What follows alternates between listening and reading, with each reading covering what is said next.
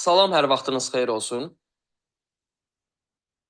Bu dərsimizdə CK və TH hərf birləşmələrini öyrənirik. CK hərf birləşməsi K olaraq oxunacaqdır. CK, K. TH hərf birləşməsi isə bir halda pəltəy S olaraq, digər halda isə pəltəy Z olaraq olacaq. Yəni, F. İkincidə isə V. TH. F. V. Səsi çıxartmaq üçün dilimizi dişimliklərimizin arxasına yerləşdiririk və dili sanki dişlərin arxasına sıxırıq və hava çıxartmağa çalışırıq. F. İkinci səsdə V. Boğazda biraz titrəmə olur. Əslində bizlər üçün, Azərbaycanlılar üçün bu səsləri çıxartmaq çox da çətin deyil. Sadəcə olaraq S-nı və Z-nı biraz pəltəy formada deyirik. Başlayaq sözlər üzərində işləməyə. CK oldu K. Clock, shock, sack, lack, neck, duck, back, pocket, clock, CK, K olaraq oxuyuruq. Sözün əvvəlindəki C-ni də K olaraq oxuyacağıq. Çünki ondan sonra qızıl hərflərdən heç biri gəlməyib. I, Y gəlmədiyinə görə C hərfi S olaraq yox, K olaraq oxunur. Clock. Shock sözündə SH, Ş səsi verir. Shock. Sack. E hərfi əlifbadakı adı kimi oxunmayacaq. Çünki sonda sehirli I yoxdur. Ə olaraq oxunacaq. Sack. Eyni ilə lack. Yəni, bu qaydaları əvvəlki dərslərdə keçmişik. Onları təkrar edirik. Lack. Neck eyni ilə duck. U hərfi A olaraq oxunacaq. Çünki, belə deyək, söz samitlə bağlanıb sonda sehirli I yoxdur. Back, yenə də E hərfi Ə kimi oxundu. Pocket, burada isə xüsusi bir qayda yoxdur. CK, K olaraq oxunur. Məndən sonra uca səslə təkrar edin.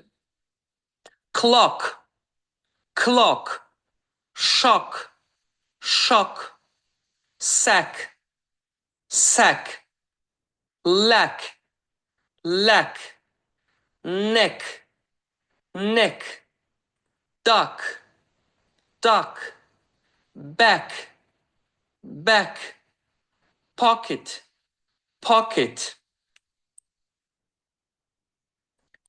TH pəltəy F səsi verir. Burada bir məsələ var, yəni sizdə sual yarana bilər ki, yəni dərsin əvvəlində bildirdim ki, sizə TH bəzən pəltəy F səsi, bəzən isə V səsi verə bilir. Xüsusi bir qayda yoxdur ki, bunu ayıra bilək. Yəni, İngilis dilinin fonetikasında bəzi boşluqlar var. O mənada ki, yəni tarixən bu dili yaranıb, belə ulu babalarından yarana gəlib, bəzi məsələlərdə konkret bir qaydamız yoxdur.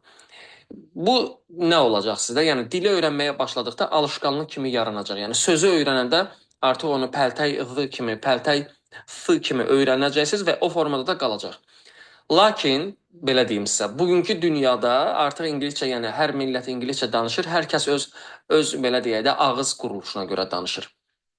Elə insanlar var ki, yəni ümumiyyətlə TH bildiyiniz D kimi deyirlər.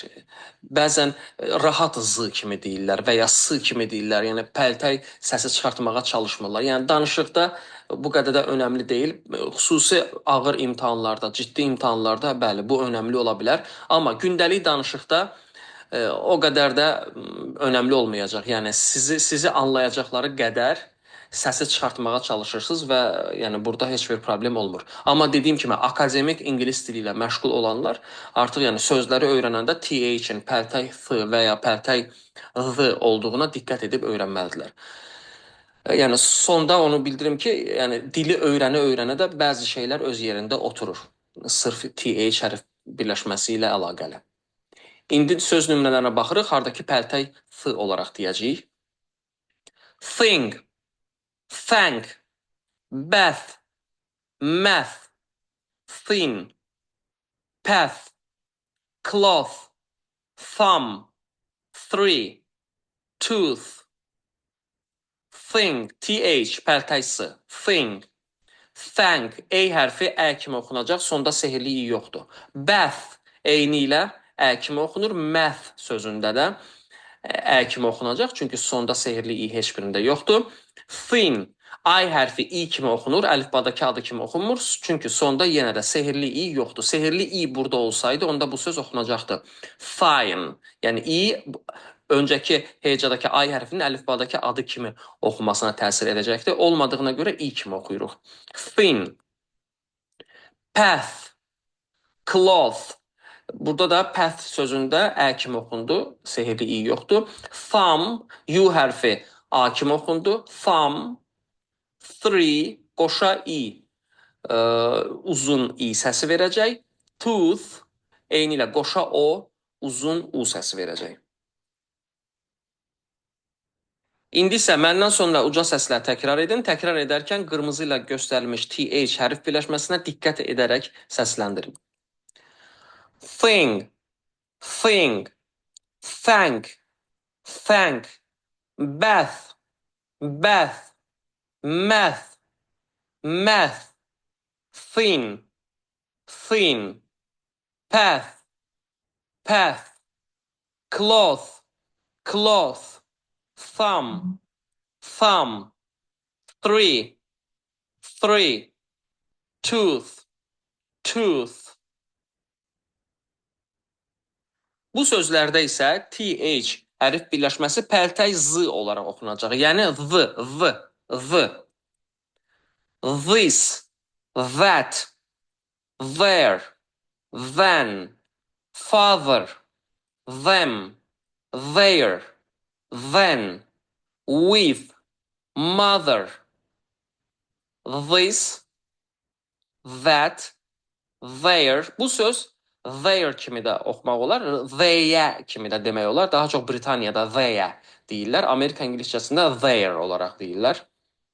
Then, father, them, there. EI hərf birləşməsini öyrənmişdik. A səsi verirdi. There, then, with, mother. Təkrar edək məndən sonra. This, that, there, then, father. Bu sözdə Britaniyada father olaraq deyilir. Father. Amerika İngiliscəsində father. Sizə məsləhətim daha çox Amerika İngiliscəsinə diqqət yetirin. Çünki bugünkü dünyada istər Hollywood filmləri olsun, istər Netflix olsun, ümumiyyətlə dünyanın super gücü olaraq daha çox ingilis dilini dünyaya Amerika ixrac edir. Həm pop mədəniyyəti olsun, daha çox yəni dünya Amerika İngiliscəsini daha çox eşidir. Və siz də danışıqda daha çox ləhcədə olaraq Amerika İngiliscəsinə belə deyək, daha çox fokuslansaz faydasını görərsiniz. Father, them, there, then, with, mother. Təkrar edək. Them, there, then, with, mother. Bugün öyrəndiyimiz hərf birləşmələrini qarışıq olaraq oxuyaq. CK dedik ki, K səsi verir. TH ya pəltək S ya da pəltək Z səsi verir. F və Z olaraq. Clock, this, shock, math, tooth, neck, then, duck, mother, back, cloth, path, pocket, three, thumb,